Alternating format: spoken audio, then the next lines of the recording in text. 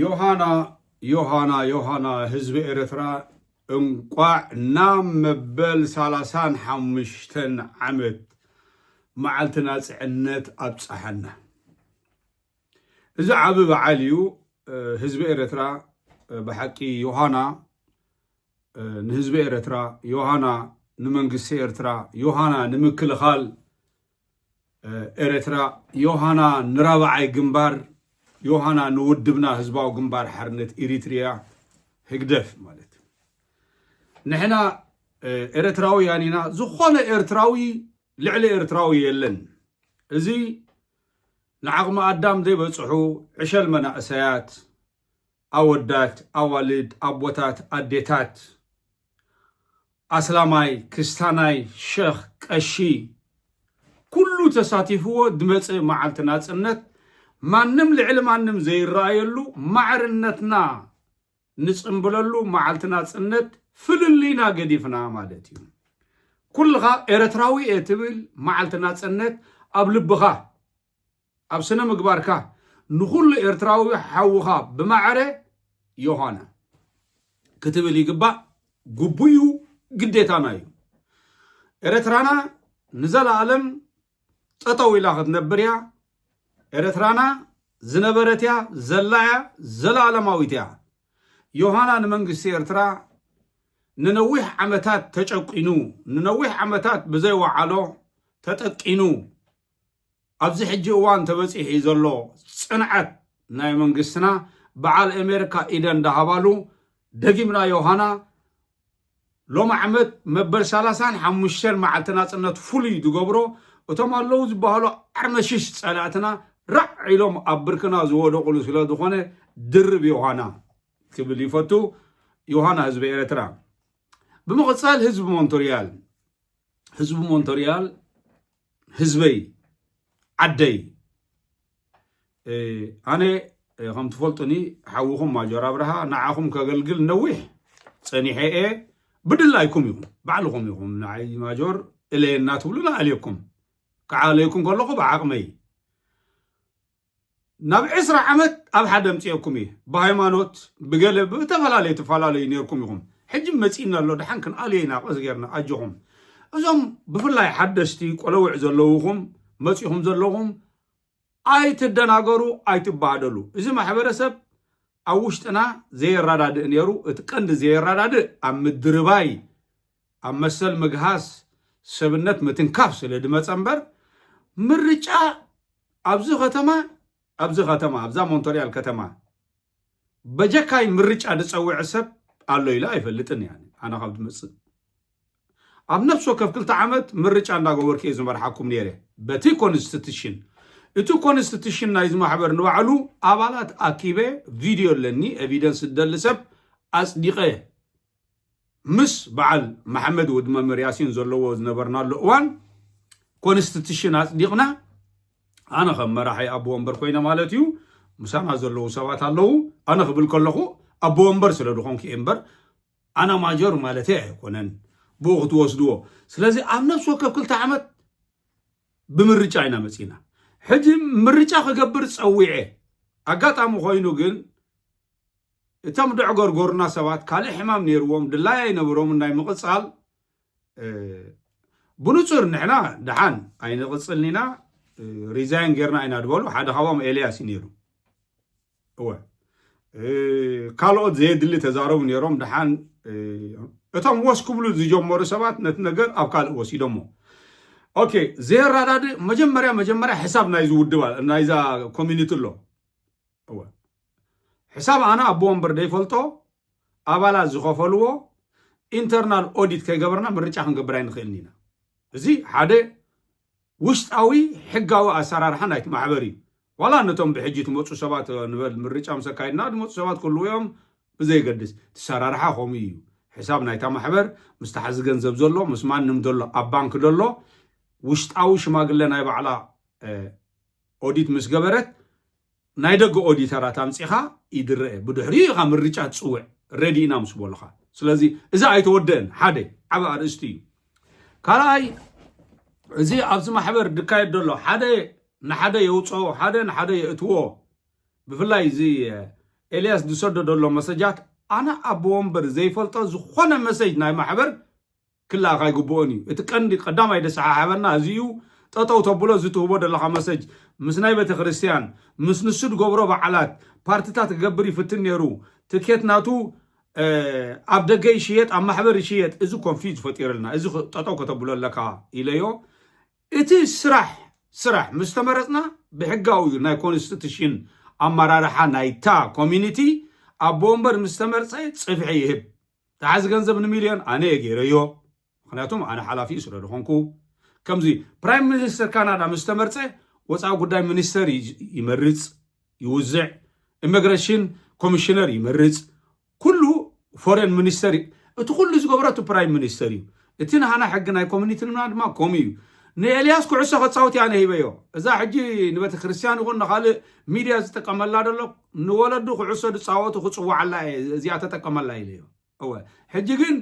ንገሊኦም ኤርትራውያን የውፅኦም ንገሊኦም የትዎም ንዓይ ከማን ደምሲስኒ ካብቲ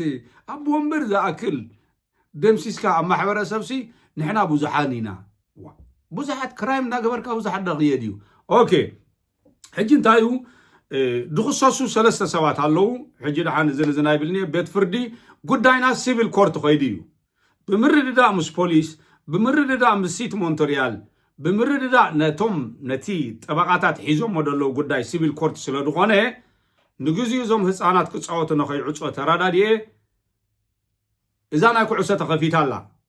ኣብኡ ነተን ኣንስቲ ኣምፅአን ዘለኹ ሓደስ ደምፃኽዎ ንምንታይ ንገባል ገብረ ተምፂኻያ ናይ ማጆር ፀጉዕ ኾንኩ ክትብልዋ ኢኹም ንሩታ ተምፅአያ ከምኡ ክትብልዋ ኢኹም ንነቢያት ተይለያ ከምኡ ክትብልዋ ኢኹም ካብዚ ወፃኢ ዝኾና ምስ ማንም ዘይነበራ ደቂ ኣንስትዮ ኤርትራውያን ኣሕዋትና ተጋደልቲ ዝነበራ እቲ ወሻሂ ራንክ ገብርኦ ኒውትራሊ ማለት እዩ ኤልያስ ተደሊኻ ወድኻ ምፅኣዮ እየል ወድኻ ወደ እዩ ኣብኡ ገዲፍካ ይኺድ ኣይትዕገርግር ደራኽበና ጉዳይ ኣሎ ብቤት ፍርዲ ክውዳእ እዩ ዝኾነ ልዕሊ ሰብ የለን ሕጂ ንዓይ ግን ተዘራርዮም ክሃርሙ ንደልዮም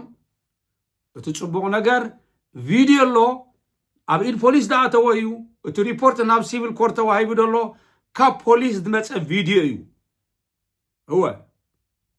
ስለዚ ስጋዕ ክንዲዚ ኢና ከይድና ንሕና ሰብ ክእሰር ክቕፃዕ ገለ እዚ ድላይና ኣይኮነን ጣሕሞሽሞሽ ዝበሉ ሰባት ሕጊ ኣለዉ ልዕሊ ሕጊ የለን ንሕና ብዙሓት ኢና ተኪአ ናባና መፅ እዩ ገለ ተኪአ ድሃቦ ቃል ሂብ እዩ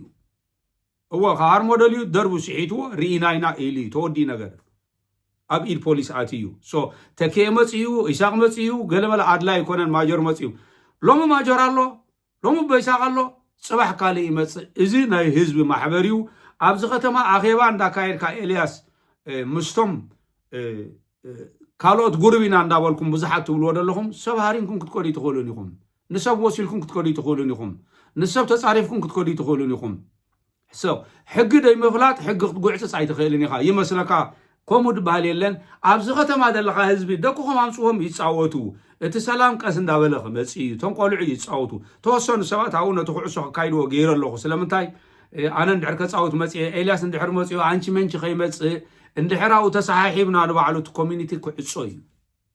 ላይሰንሱ ክሕደግ እዩ ኣብ ፓብሊክ ዝኾነ ነገር ሕጂ ኣነ ግን ዝኾነ ዝሳዕበናት ከይመፅእ ናብ ፖሊስ ሓቢረ ናብ ሲታ ሓቢረ ላይሰንስ ሂቦም ንለው ግዝያዊ ምንቅስቃስ እዚ ቤት ፍርዲ ክንከይድ ኢና ቤት ፍርዲ ብድፈረዶ ምክንያቱም ሚልዮን ሕሳብ ናይ ኣባላት ዘይረክበኒ 41 ሰባት ገንዘብ ይኸፍሉ እዚ ማሕበር ፋይናንስ ፀገም ኣጋጢምዎ ኣሎ ኦኬ ድሓር 140 ሰብ ሒዙ ይመፅእ በዓል እከለ ነይሮም በዓል እከለ ነይሮም ይብል ከምኡ ድበሃል የለን እንድሕር ደሊኻዮም እንዳ በዓል ፍፁም ከተምፅኦም እንድሕር ደሊኻዮም እንዳ በዓል ካሕሳይ ከይተውፅኦም እንድሕር ደሊኻ ንኣልማዝ ካብ ናይ ኮሚኒቲ ሚድያ ተውፅኣ ስለ ሓተተት እዚ ከምኡ ድበሃል የለን እዚ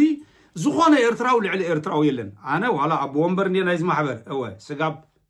ታፅፍሒ ናይ ኣቦ ወንበር ጥራሕ ድወስድ እምበር ንዝኾነ ኤርትራዊ ትሕቲ ኤርትራዊ ክገብር መሰል የብለይን ኦኬ ሕጂ ኣነ ተረከቡኒ ኣካይድዎ ኢለዮም እዮ ግን ኣይክእልዎን እዮም መኻልሲ ኢና እሞ ንጓል ገብረ ኣቦ ወንበር ኩን ኢለያ ኣብያትኒ ነብርሃን መስፍን ኣቦ ወንበር ኩን ኢለያ ኣብኒ ዋላ ንሚልዮን ንባዕልስ ኣቦ ወንበር ኩን ኢለያ ኣይከውን ኢል መታይ ክገብረኩም ኣነ ብደም ጓላ ክትኣትውና ይብልኩምን ስለዚ ኩልኻ ኣብዚ ከተማ ዘለኻ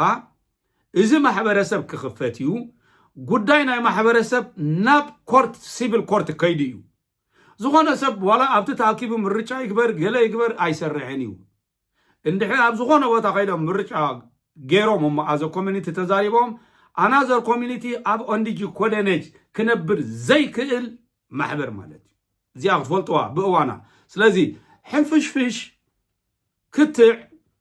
ديراداد نورماليو اوكي ابت لوجيك نمصا لوجيك كنمص اندحر كوينا انترنال دلنا صقم كفتح اللو اوكي ابراهام مسفن كمتا قال داتوا نزا غداي بسلام نخفتحا قالو زلوا بتكنت فتينوم او اتي غبن دغبرسب نسب كتهرارم زدربيه انا اب سلام اب عرق ايكين يلو اوكي زنعو ملكت غداينا بحق وسينا يلنا سلامنتاي اندا تصارفنا اندا تهرارمنا مرچا خنا كايناي نخيلين يا وي كان دو ذات انا اوفيشالي حقاو سب زغونكو ابو امبرنايز محبرسب زي انا زي ولو زخونه يكون اخيبا زكاين مغنياتهم بداربا ببعثت محبرسب طاطاو سلدبلنايو اب زخونه مرچ اغبرو نفاس دوسدو طراحي ايتلكم هو اتم كونفيوز كوينكم دلهم ببيت كريستيان ديو بخالو دي بغروب حيزومكم دلو ابتي مورتن ديو نصاوصوا نفسكم سلام دلو عدي حق زملؤ سيبل كورت غداي وسيداي قسنو سلازي قلع مسوم الياس مساي تراداد عندك ستيده هي بيل اوم صايوم سانجلا قال يصوت تللي خانه غزا خصعي عمل كتكاني اذن اي قلع غداي اوكي نسخات غبره دلخا እንደዚህ ኮሚኒቲ ዝኸፋፍል ደድል መሰጅ ሓደ ናይ ኩዕሶ ኣጻወት ቦታ ሂበካ ንኣቦ ወንበር ዳኣክል ንኣባላት ንበዓል ልማዝ ደሎ ንበዓል ካሕሳይ ደሎ እዚ ደይ በዓሉ ሰባት ካብ ኮሚኒቲ በዓል ኣሰግዶ ደሎ በዓል ደብረጽዮን ደሎ ነቶም ኣባላት እንዳሰጎካስ ንስኻ ማሕበረሰብ ብዙሓት ኢና እናበልካ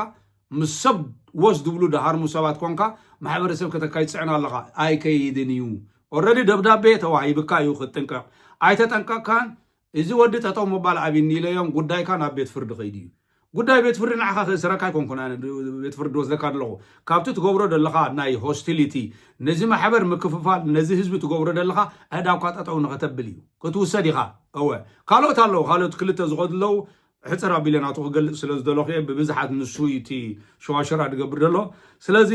እዚ ጉዳይ ብሰላም ዳኣሉ ድፍታሕ እምበር ብምትህልላኽ ንሕና ብዙሓት ኢና ብምባል ድፍታሕ ነገር ዋላ ሓደ የለን ኣዋዕለኩም እዚ ማጆር ኣብራ ይባል ብሕጊ ዝጓዓዝ ሰነድ ኣለኒ ኤቪደንስ ኣለኒ ፖሊስ ምሳይ ኣሎ ሲቲ ሞንተሪያል ምሳይ ኣሎ ኮርት ጠበቃ ቤት ፍርዲ ወሲደ ጉዳይ ናይ ኮሚኒቲ ኣይትድከሙ ቆልዑ ኣይትዕፀውዎም ኣምፅዎም ኩዕሶ ተፃዊቶም ይኸይዱ ዘረባ ኣየድልን እዩ ኣልማዝን ኣዳነሽን ደምፃኽዎን ምክንያት ኒውትራል ስለ ድኾና እየ እውን ንጓል ገብረ ንዒለ ተምፅያ መከራ ተምፅላኹም መስክነይቲ መሳርሕተያ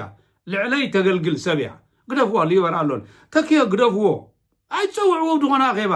ፈቲንዩ ኣብ ቅድሚ ተኪየኹም ወሲልኩም ክትተሃራረሙ ተኪየ እቲ ሓደ ምስክር ኣብ ፖሊስ ቃሉ ዝሃበ ተኪየ እዩ እወ እቶም ካልኦት ደይኮነ ሂቦም ኣለዉ ኣብ ኢድ ፖሊስ ኣትዩ ኣጋጣሚ ኮይኑ እቲ ቦታ ቪድዮ ካሜራ ፀኒዑ ይመስገን ፈጣሪ ጎይታ ምሳይ ዘሎ ኩሉ ግዜ እንታይ ድብል ኣነ ክፅሊ ከለኹ ኦ እግዚኣብሔር ኣምላኸ ሰማይን መሬትን ዝፈጠርካ